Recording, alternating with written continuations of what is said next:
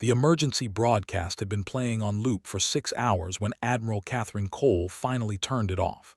She had heard enough.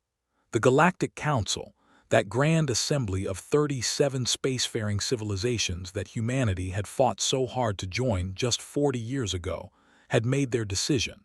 They were running. The council chambers on Nexus Prime had been evacuated within hours of the Vorthan fleet's emergence from dark space. Representatives from the Telari Dominion, the Kessic Confederacy, the ancient and supposedly wise Alori, all of them had fled to their ships and jumped to coordinates unknown. 3 centuries of diplomatic cooperation, of shared technology and mutual defense treaties, had evaporated like morning dew under a harsh sun. Catherine stood at the observation deck of the carrier Defiance, watching the last civilian evacuation ships disappear into the shimmer of faster-than-light travel. Behind her, the tactical display painted a grim picture: 14 billion souls still planetside on the colony world of New Geneva, and a Vorthan armada of 2,000 ships bearing down on them with the inevitability of a glacier. Admiral, Lieutenant Commander Samuel Hayes approached, his young face showing the strain of the past 72 hours. "We've received final confirmation. The Telari fleet has withdrawn to the outer rim. The Kessic are falling back to their homeworlds. The Alori." He paused, swallowing hard. "The Alori sent their regrets." "Their regrets," Catherine repeated, her voice flat. She had met the Alori ambassador once, a being of crystalline beauty who had spoken eloquently about the bonds between civilizations, about the sacred duty of the strong to protect the weak. Apparently that duty had an expiration date. "What about the Valorian Legion?" she asked, though she already knew the answer. Samuel shook his head. "Gone." Their commander transmitted something about preserving their genetic legacy. They took their breeding ships and jumped. Catherine let out a long breath.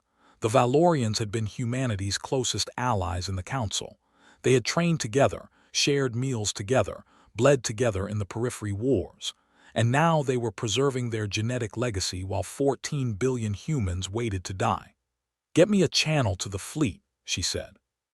The communications officer, a young woman named Grace Liu, worked her console with practiced efficiency. Within moments, Catherine's face was being broadcast to every human vessel in the system, 43 warships, ranging from the massive carriers Defiance and Liberty to the small but deadly corvettes that made up the screening force. It was a pathetic number against 2,000 Vorthan vessels, and everyone knew it. "This is Admiral Cole," she began. "By now, you've all heard the news. The Council has abandoned us. Our allies have fled. We stand alone against an enemy that has never been defeated in recorded galactic history." She paused, looking out at the stars. Somewhere out there, among those distant points of light, the Vorthan were coming.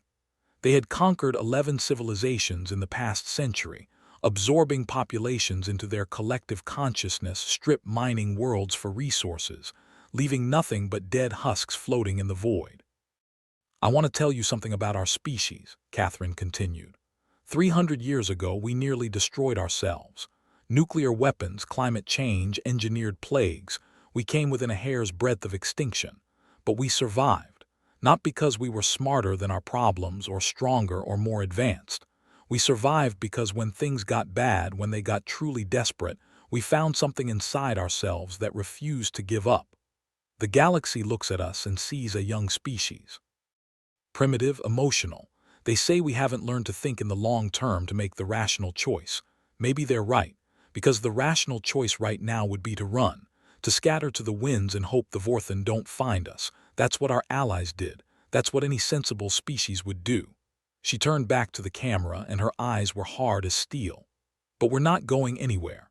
There are 14 billion people on that planet who are counting on us, and we are not going to let them down. Not today, not ever. All ships prepare for combat operations. We're going to show the galaxy what humanity is made of." The channel closed and Catherine turned to her senior staff.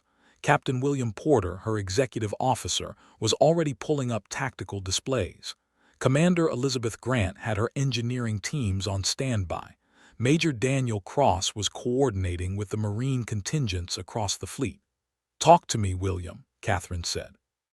Captain's face was grim but determined. The Vorthen will reach weapons range in approximately 18 hours. Their fleet is arranged in their standard conquest formation, heavy capital ships in the center, screening elements on the flanks, assault carriers bringing up the rear. They're not expecting a fight, Catherine observed. No, ma'am.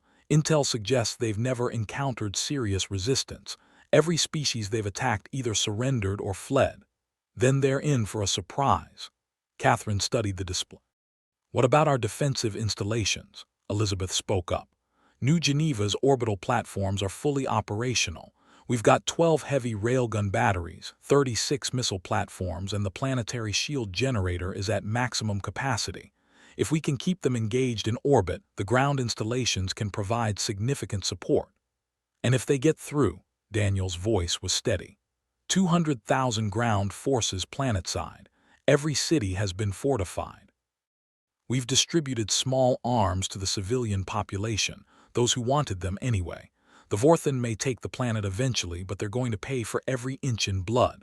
Catherine nodded slowly. It wasn't enough. They all knew it wasn't enough, but it was what they had and they would make it count. There's something else, Admiral, Samuel said quietly. Before the Allori ambassador fled, she transmitted a data packet, said it was a gift for what it was worth. A gift. Technical specifications for the Vorthen Collective Consciousness Network. Catherine's eyes widened. The Vorthen's greatest strength was their hive mind, millions of individual beings linked together in perfect coordination, sharing thoughts and reactions faster than any conventional communication system. It made them impossibly efficient in battle, able to coordinate movements across an entire fleet with the precision of a single organism. Why would she give us this? Samuel shrugged. Guilt, maybe. Or maybe she wanted someone to actually use the information instead of just filing it away like the Council always did. Get that data to our tactical team. I want options within the hour. As her staff dispersed to their duties, Catherine found herself alone on the observation deck. She thought about her daughter, Amy, safe on Earth with her grandmother. She thought about her husband, Christopher, killed in the Periphery Wars 5 years ago. She thought about all the families on New Geneva, the children who had never known war, the elderly who had hoped to live out their days in peace. And she thought about the Vorthen, those faceless monsters who had consumed entire civilizations without a second thought. They had never been defeated. They had never been stopped. They were coming to add humanity to their collection of conquered species. Not today, she whispered to the stars. Not ever.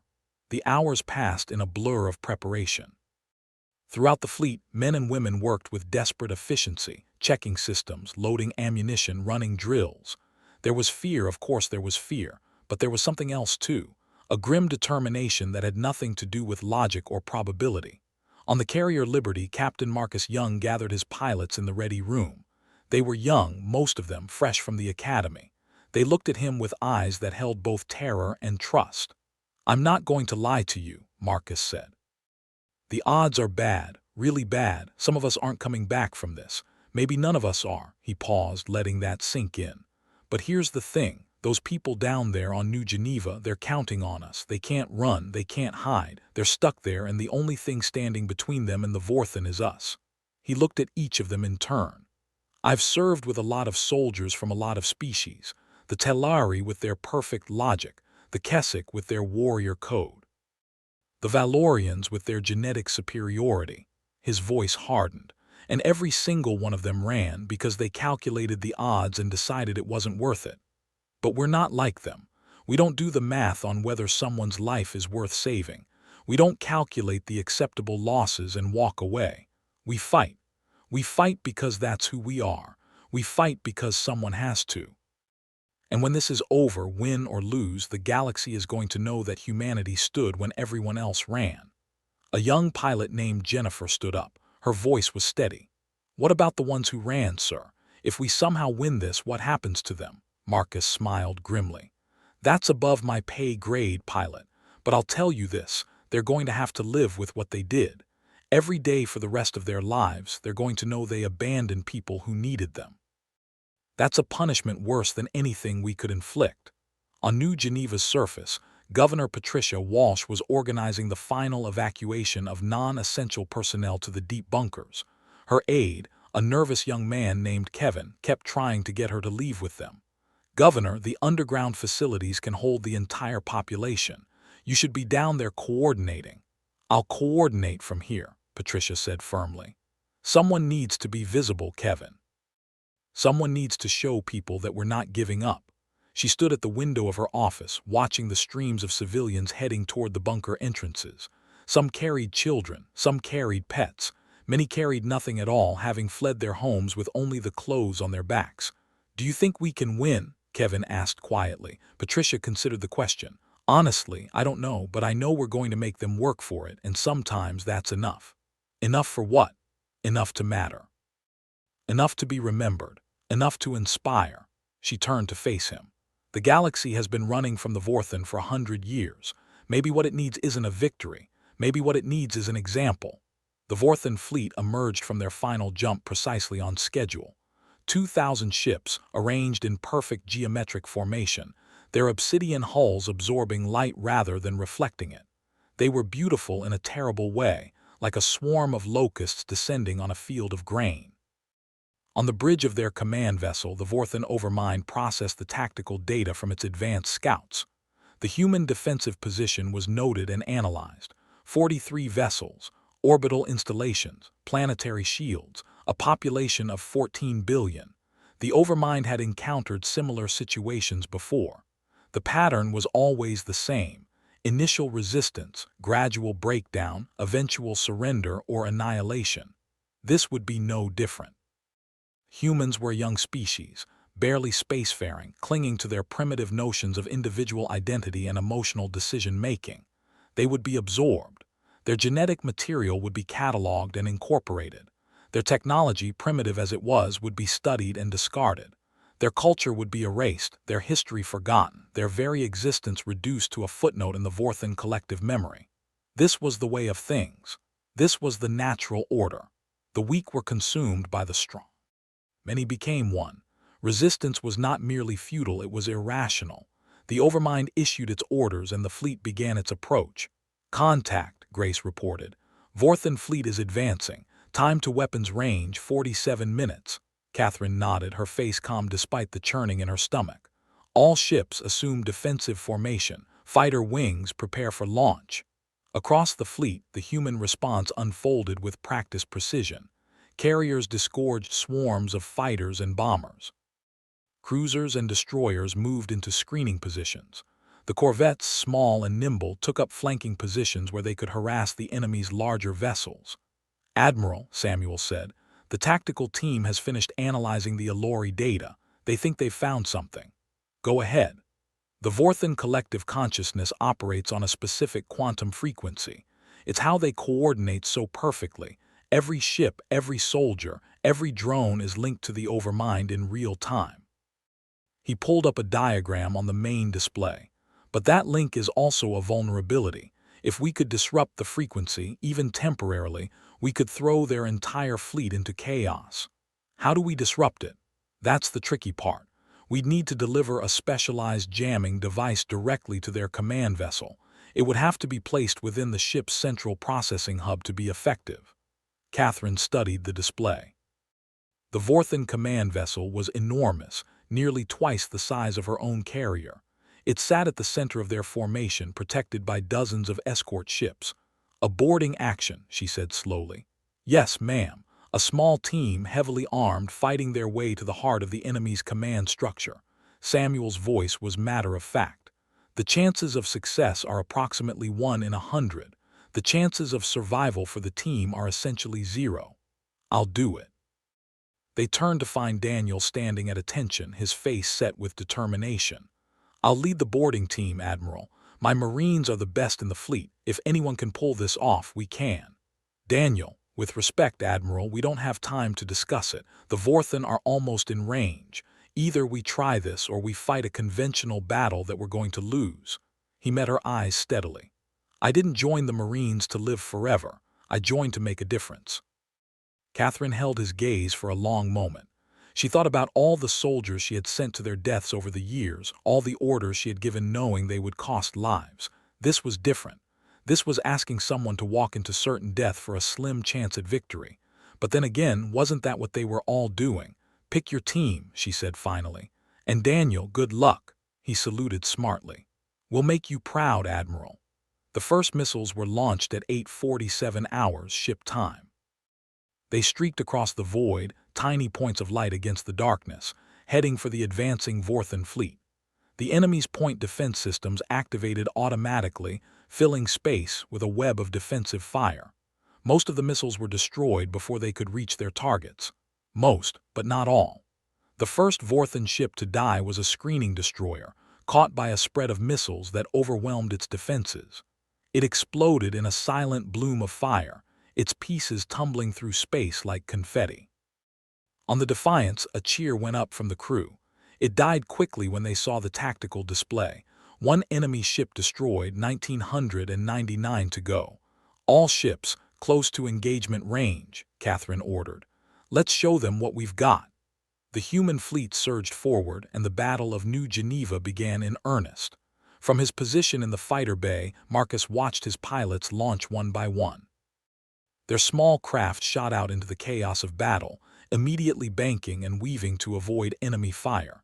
He had trained them well. They were the best humanity had to offer. It wasn't going to be enough.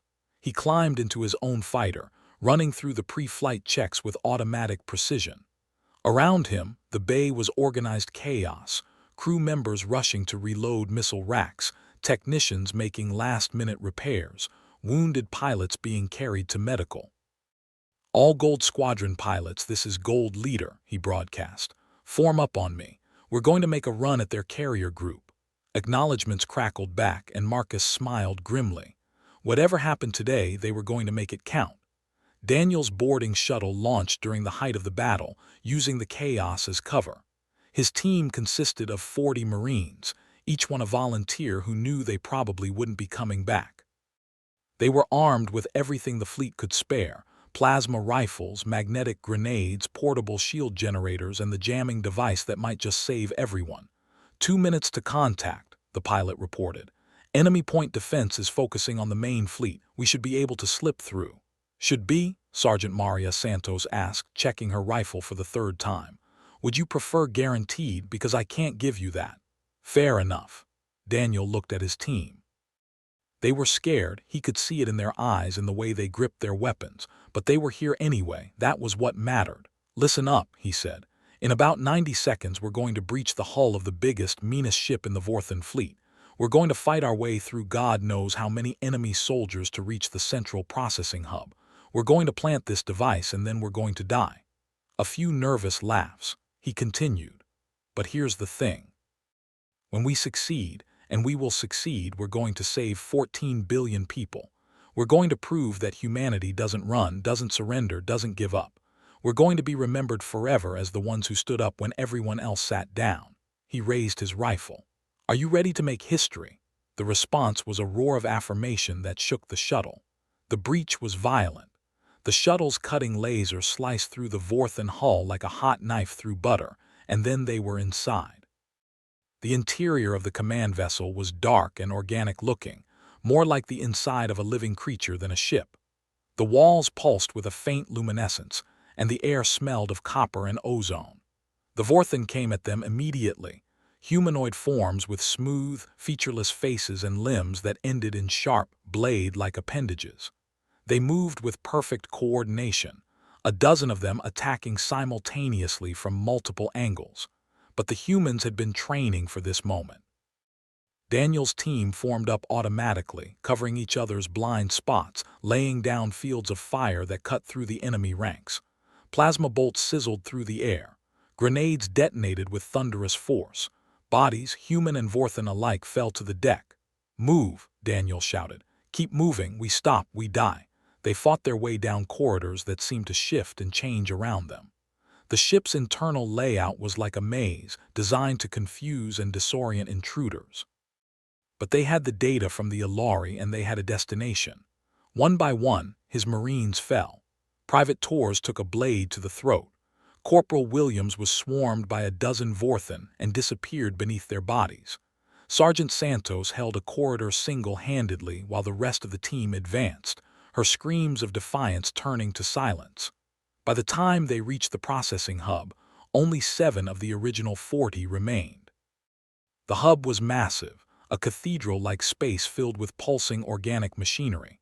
At its center, suspended in a web of cables and tubes, was the Overmind's physical form, a massive, bulbous creature that looked like a cross between a brain and a jellyfish. It turned to face them as they entered, and for a moment, Daniel felt its attention pressing against his mind like a physical weight. "You are inefficient," the Overmind's voice resonated directly in their heads. "You fight a war you cannot win. You sacrifice yourselves for beings who will soon join the collective. This is illogical." "Yeah, well," Daniel said, raising the jamming device, "that's kind of our thing." He activated the device. The effect was immediate and catastrophic. Throughout the Vorthan fleet, ships that had been moving in perfect coordination suddenly went haywire. Vessels collided with each other. Weapons systems fired at friendly targets. The seamless communication network that had made them invincible shattered into a million confused fragments. On the Defiance, Catherine watched the tactical display in disbelief as the enemy formation fell apart. "They did it," she breathed. "Those magnificent bastards actually did it." "Admiral," William's voice was urgent, "we've got a window. The Vorthan are in complete disarray if we hit them now." "All ships," Catherine broadcast, "full assault. Everything we've got, pour it on them." The human fleet surged forward, its weapons blazing. In the chaos of the disrupted collective consciousness, the Vorthan couldn't coordinate their defense. Ship after ship exploded under the concentrated human fire. The tide of battle, which had been so heavily against them, suddenly and dramatically shifted. In the processing hub, Daniel and his remaining Marines were fighting for their lives. Overmind, stripped of its connection to the fleet, had fallen back on its personal guards, elite Vorthan soldiers whose individual combat capabilities were terrifying. They were losing. Of course they were losing, but the device was working and that was all that mattered. "Keep them off the device," Daniel shouted, emptying his rifle into a charging Vorthan. "Whatever happens, protect the device." Private Linda Chen took up position next to the pulsing machinery, her weapon tracking across the chaos. Beside her, Corporal Stephen Park was down to his sidearm, firing with desperate accuracy. One by one, the remaining Marines fell until only Daniel was left, standing over the device with a blade he had taken from a fallen enemy. The Overmind's voice thundered in his head. "Why do you persist? You cannot escape. Your fleet will be destroyed. Your species will be absorbed. Nothing you do matters." Daniel laughed, blood running from a dozen wounds. "That's where you're wrong. Everything we do matters. Every second we buy, every life we save, every act of defiance, it all matters. Not because we're going to win, but because we're willing to try." He raised the blade. "And that's something your collective will never understand." The Vorthan came for him and Daniel went down fighting. But the device continued to pulse, and across the system, the human fleet continued to fight. The Battle of New Geneva lasted for 18 hours. By the end, the human fleet had been reduced to 12 functional ships. 31 vessels had been destroyed outright, and the rest were too damaged to continue fighting. Casualties were in the hundreds of thousands, but the Vorthan had been broken. Of the 2,000 ships that had entered the system, fewer than 300 escaped. The command vessel, with its damaged Overmind, was captured by a boarding party led by Captain Marcus Young, who had survived the destruction of his fighter and led a desperate assault with the crew of a crippled destroyer. For the first time in recorded galactic history, the Vorthan had been defeated. The news spread across the galaxy like wildfire. Species that had hidden in the shadows for generations emerged to hear the details. The Vorthan, the unstoppable, the inevitable, had been stopped. By humans. By the youngest, weakest, most emotional species in the Council. On Nexus Prime, the Galactic Council convened in emergency session. The chamber, which had been evacuated in such haste, was now filled with representatives who couldn't quite meet each other's eyes. The Telari delegation spoke first, their crystalline voices tight with what might have been shame. "We have misjudged the situation. The humans have demonstrated capabilities we did not anticipate." The Kessic representative, a massive warrior whose species prided itself on courage, could barely force out the words. "They fought. While we ran, they fought. Our code of honor. We have failed it utterly." The Alori ambassador, who had provided the data that made victory possible, spoke quietly. "I did what I could, but it was not enough. We should have stood with them from the beginning. And then the human delegation arrived. Ambassador Gregory Mitchell had been on Earth when the battle began, too far away to participate. But he had watched the reports, seen the casualty lists, witnessed the impossible victory. Now he stood before the assembled representatives of the galaxy's great civilizations, and his face was carved from stone. "You abandoned us," he said simply. "When we needed you most, you ran. You calculated the odds, decided we weren't worth saving, and fled." The silence in the chamber was absolute. "I could stand here and condemn you," Gregory continued. "I could list the names of every human who died while you preserved your genetic legacy." His voice cracked slightly. "My daughter was on one of those ships. She was 17 years old. She died covering the evacuation of a civilian transport while your fleets were jumping to safety." Several representatives looked away. The Valorian commander, who had spoken so proudly of preserving his species, seemed to shrink in his seat. "But that's not why I'm here." Gregory straightened, his voice steadying. "I'm here because what happened at New Geneva changed everything. The Vorthen were supposed to be unstoppable. Every species in this room believed that, and because you believed it, you gave up. You decided the only rational response was to run and hide and hope they didn't find you." He looked around the chamber. "But we didn't believe it. We couldn't believe it, because humans don't work that way. We don't calculate whether someone is worth saving. We don't measure lives against probability. We fight because fighting is what you do when people are in danger. We stand because standing is what you do when running is easier. And now you know," he said softly, "that the Vorthen can be beaten, they can be stopped, they can be defeated, not by superior numbers or advanced technology or perfect logic, but by people who are willing to die for something bigger than themselves." He turned to face the Telari delegation directly. "You asked us once when we first joined the council what made humans different. Why we had survived when so many other species had destroyed themselves. I didn't have a good answer then, but I do now. We're stubborn," he said. "We're emotional, we're irrational. We look at impossible odds and say not today. We look at certain death and say not without a fight. We are everything you consider to be weaknesses, and somehow those weaknesses saved 14 billion lives." He paused, letting the words sink in. "The Vorthen are still out there. They're wounded, confused, leaderless. But they'll regroup, they'll come back. And when they do, you'll have a choice to make. You can run again. You can calculate the odds and decide it's not worth it, or you can stand with us and fight. We'll be fighting either way, that's who we are, but I really hope, that next time we won't be fighting alone."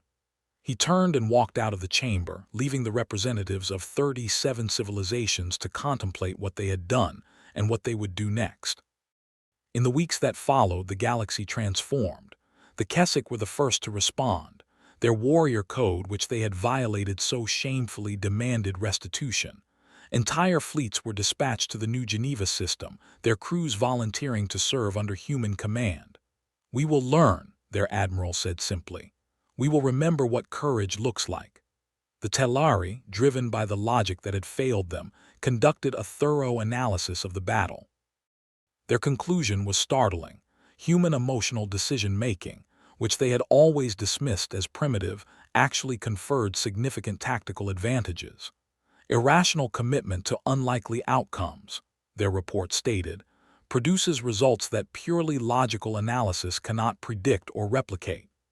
They began sending observers to human military academies, trying to understand what made these strange beings tick.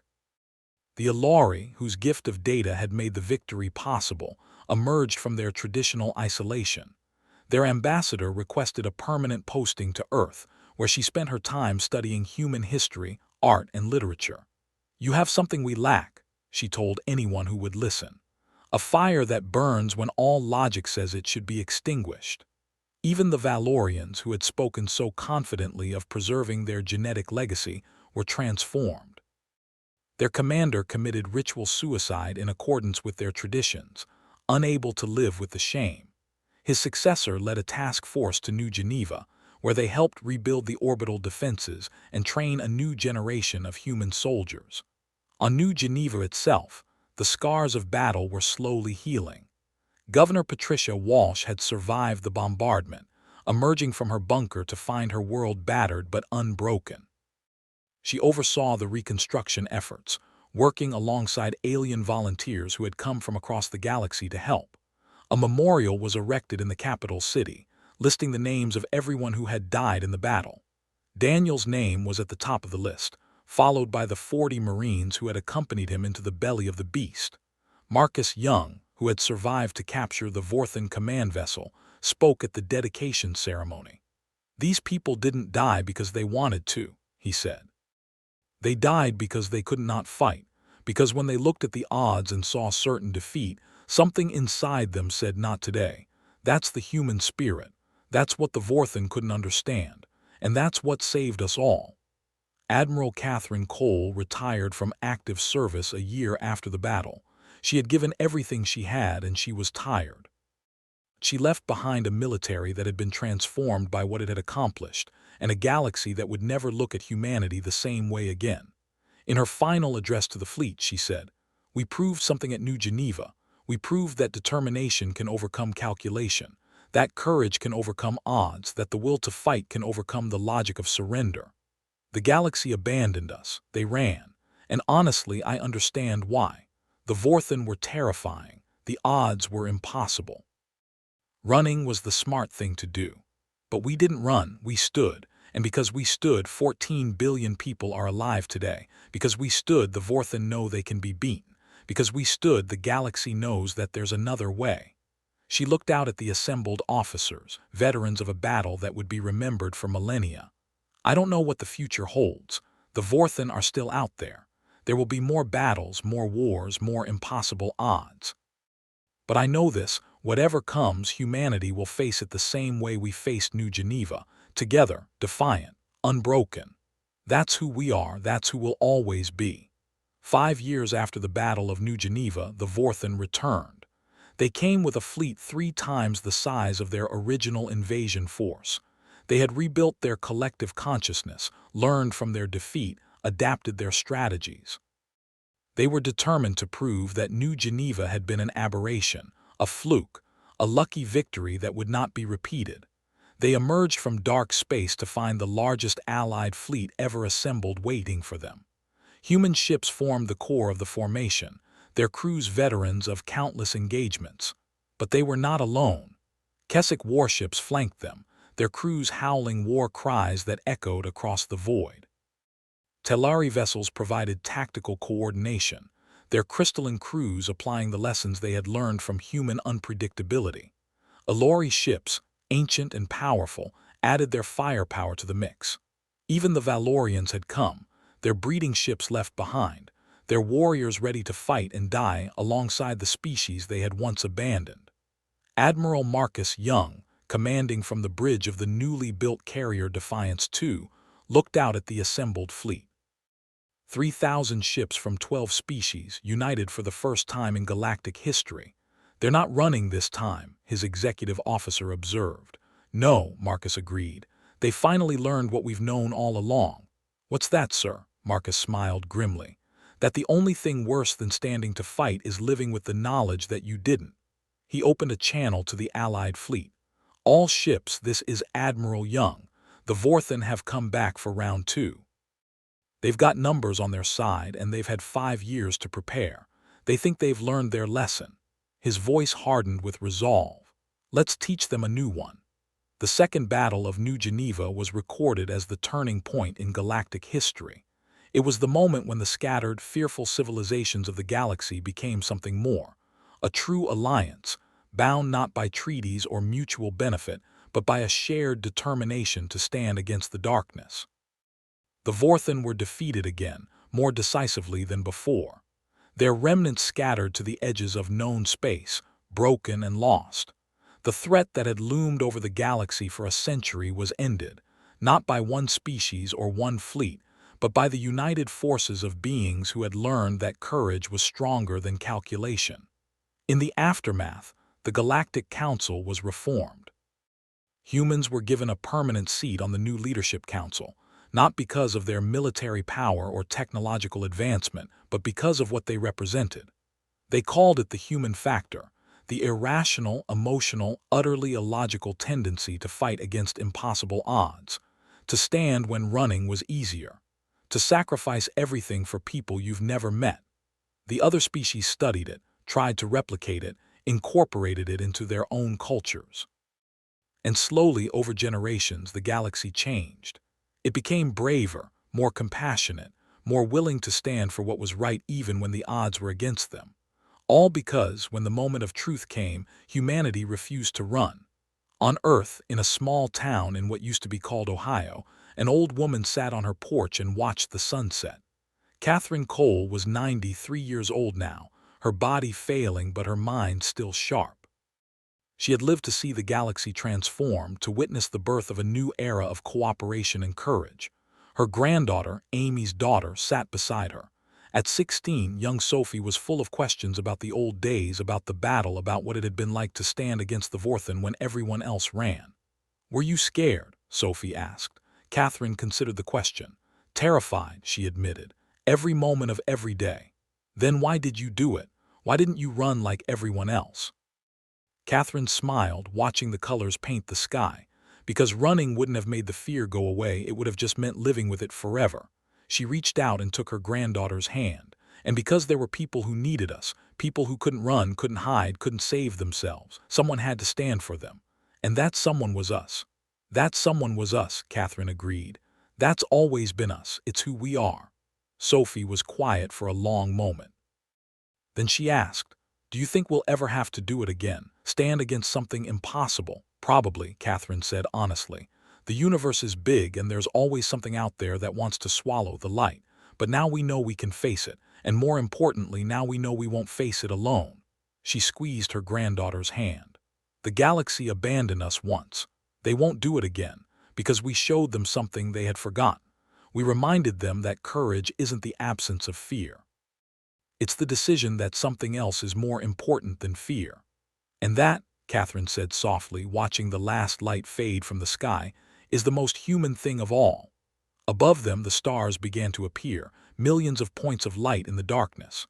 Somewhere out there, human ships patrolled the borders of known space, standing watch alongside their alien allies. Somewhere out there, the remnants of the Vorthan lurked in the shadows, weakened but not destroyed. And somewhere out there, in every corner of the galaxy, beings of 1,000 different species looked up at those same stars and remembered the lesson humanity had taught them. That standing together was always better than running alone. That hope was stronger than despair. That even in the darkest hour, when all seemed lost and the rational choice was surrender, there was always another option. To stand, to fight, to refuse to give up no matter the cost. That was the human legacy. That was the gift they had given to the galaxy, and it would echo through the stars forever. The end.